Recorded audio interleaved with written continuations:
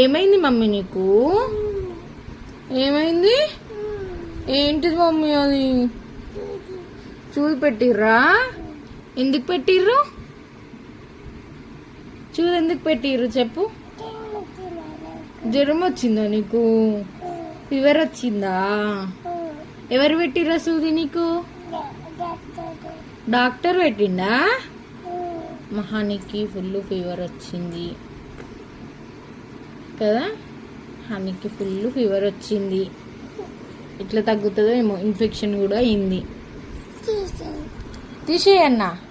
నేను తీసేయొద్దు, డాక్టర్ నన్ను కొడతాడు తీసేస్తే.